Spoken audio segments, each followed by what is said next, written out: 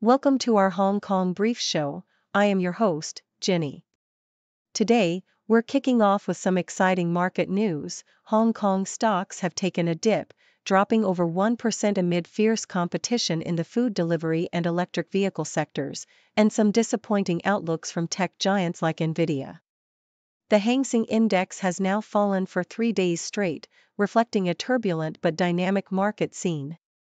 Next up, a big move from JD.com's property arm, planning to launch a Singapore-based REIT valued at over $1 billion.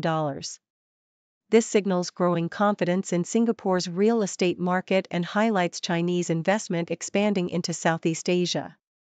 It's a bold step that could reshape cross-border property investments and showcase Hong Kong's global reach. Finally, Hong Kong is gearing up to become a major AI hub with a new $1 billion Hong Kong dollars research institute launching next year.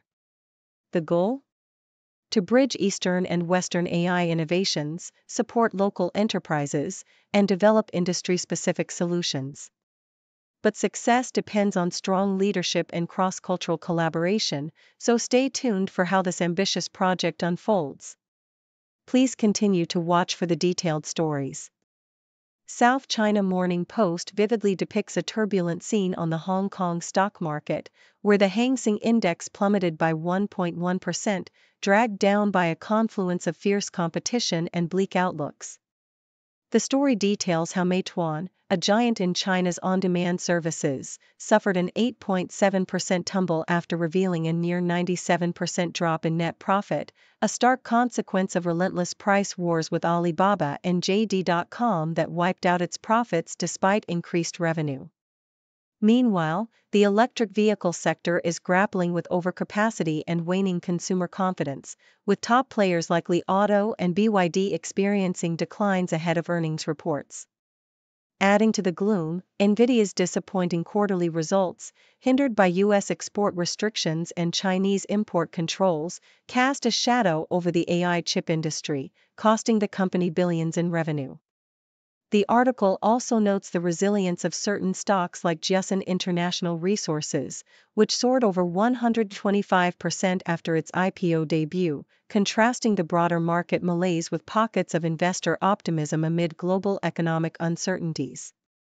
The South China Morning Post further reports on a strategic move by JD.com's property division, which is planning to establish a Singapore-based real estate investment trust, REIT, valued at over $1 billion, in collaboration with Swiss firm Partners Group and Hillhouse-backed EZA Hill Property. This ambitious initiative signals growing confidence in Singapore's REIT market, which has been revitalized by recent IPOs and record-high indices after a period of stagnation since 2021. The REIT aims to acquire industrial and logistics assets across Southeast Asia, including properties purchased from Capitaland Ascenda's REIT, and is part of JD's broader global expansion, with over 50 projects in 9 countries.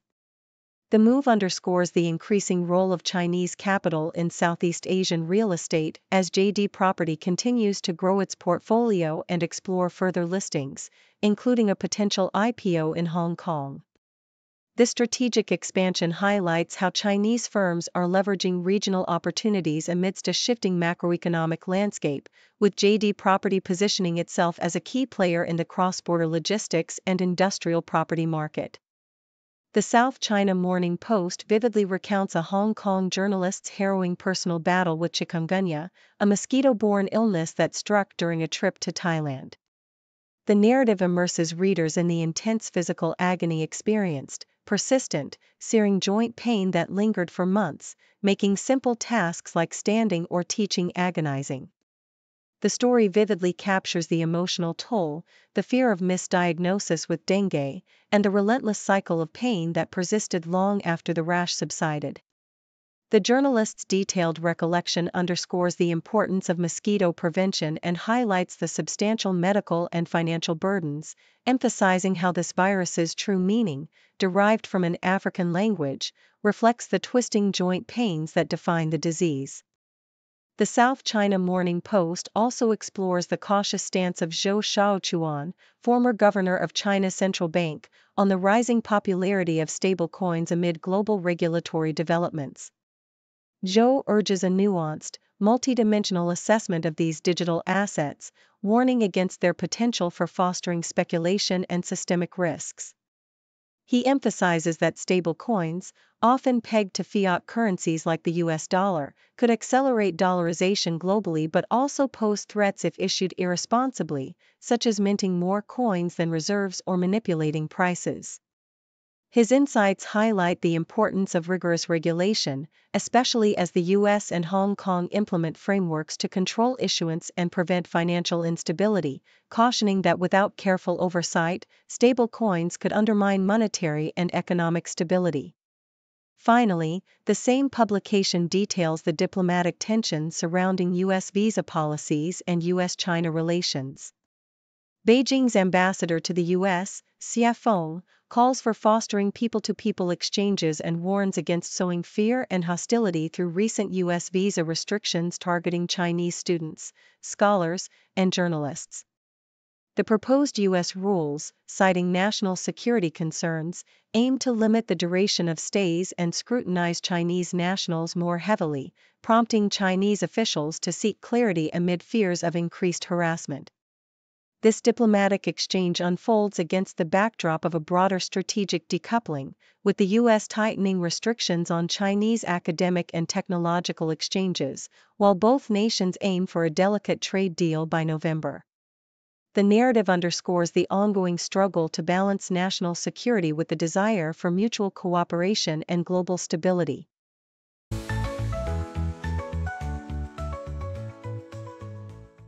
The South China Morning Post highlights Hong Kong's strategic position in the global AI landscape, emphasizing the city's advanced digital infrastructure, top-tier universities, and proximity to China's rapidly evolving AI industry. As Hong Kong prepares to launch a $1 billion Hong Kong dollars AI Research and Development Institute, the article stresses that success hinges on fostering organizational AI literacy, strengthening leadership, and encouraging innovative use cases that bridge Chinese and Western AI models. It advocates for a comprehensive approach that includes leadership development programs, industry partnerships, and experimentation with emerging autonomous AI systems, all aimed at transforming Hong Kong into a hub for cutting-edge AI applications that can adapt to the multipolar global market. The South China Morning Post also reports on Hong Kong's weather forecast, indicating that a broad low-pressure system could develop into a tropical cyclone, prompting officials to consider issuing the number 1 typhoon warning signal. The forecast warns of scattered thunderstorms and strong offshore winds, urging residents to stay away from water activities and shoreline areas. While the cyclone's proximity is uncertain, the Weather Bureau emphasizes caution, highlighting the city's ongoing need to prepare for natural weather disruptions amid a season of potential storms. In addition, the South China Morning Post details a significant decline in Australian student visas granted to Hongkongers, dropping to a 2-decade low of 2,600 in the 2024-25 period. This downturn follows a previous surge driven by Australia's tailored study to immigrate pathway, which allowed Hong Kong graduates to seek permanent residency. Experts attribute the decline to Hong Kong's expanding local university programs, especially in health sciences, and economic uncertainties that make overseas study less feasible for families. Despite this, Australia remains a top international education destination, with its institutions highly ranked globally and a strong track record in graduate employment, maintaining its appeal among Hong Kong students.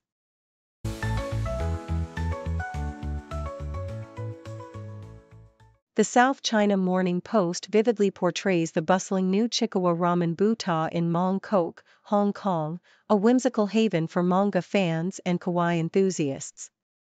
This 87-seat eatery, adorned with adorable Chikawa characters, has become a magnet for crowds despite the ramen's average flavor, indicating how novelty and branding can overshadow culinary excellence. The restaurant's charm extends beyond food, offering merchandise like t-shirts and face towels, transforming it into a pop culture spectacle. However, the author reminisces about similar fleeting trends, such as Hello Kitty Chinese cuisine and Ultraman restaurants, that drew large crowds initially but quickly faded, warning that Chikawa's current popularity might not endure long-term, highlighting the fleeting nature of themed eateries driven by hype rather than lasting quality. The SCMP opinion piece emphasizes the urgent need for Hong Kong to cultivate local talent in emerging fields like fintech, green finance, and AI, especially as the city's banks and insurers expand into regional markets. A survey of 147 banks reveals a looming talent shortage that could hinder future growth, with competition for skilled professionals intensifying among financial institutions and tech companies. The report advocates for a collaborative effort among banks, academia, and government initiatives like the Top Talent Pass scheme to develop a robust talent pipeline. The piece underscores that Hong Kong's future economic vitality depends on strategic investments in education and workforce development, ensuring the city remains a competitive regional hub. The BBC sheds light on a surge in small parcel imports from China to the UK, with the value soaring to over £3 billion last year, a more than doubling from the previous year, primarily driven by e-commerce giants like Shein and Temu. These low-value shipments, often under £135, have become a contentious issue, with UK retailers and industry groups calling for tighter regulations to protect local businesses and consumers from unfair competition and potentially unsafe products. The government's review of the import tax exemption reflects growing concerns over the impact of these cheap imports, which now account for over half of all small parcels arriving from China. Industry voices warn that removing the exemption could hurt consumers and small importers, while international moves, such as the US ending its de minimis exemption, signal a global shift toward stricter import controls.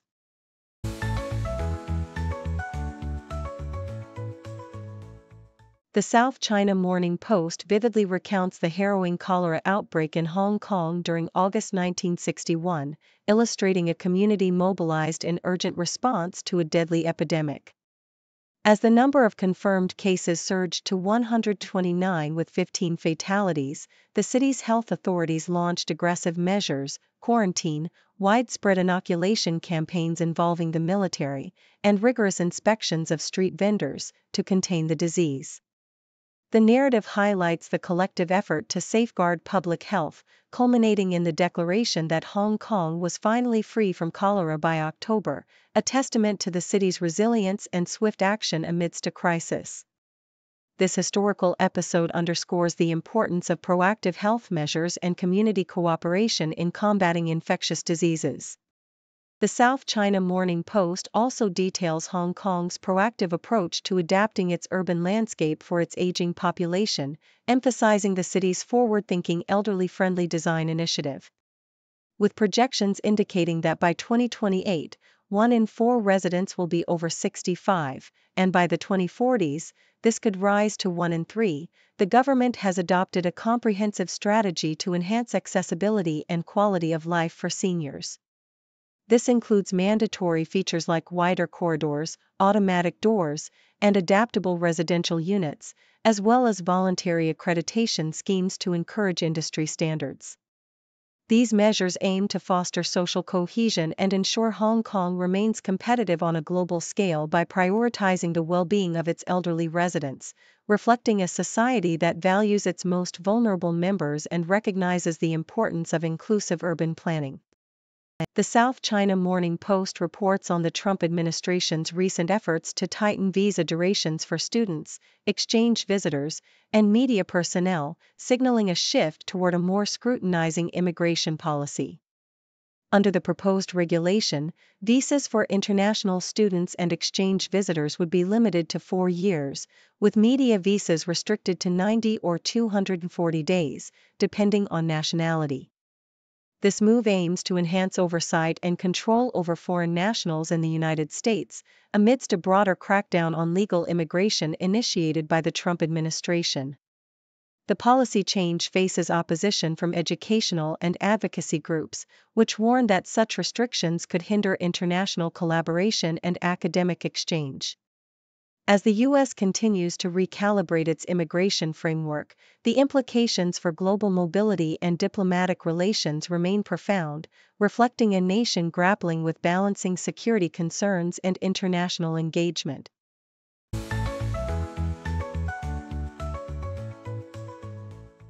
Thank you for tuning in.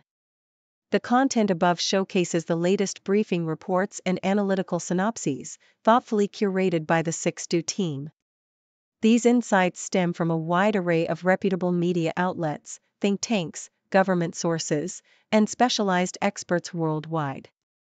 We encourage you to explore these sources for a comprehensive perspective.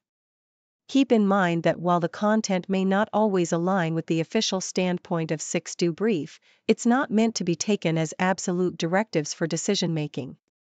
Comprising seasoned media professionals, learned scholars, and accomplished scientists, the 6Do team embodies a trailblazing, fully independent media entity. To customize 6Do Brief to meet your professional needs, you have the option to subscribe to a diverse array of briefings on our website, 6dobrief.com.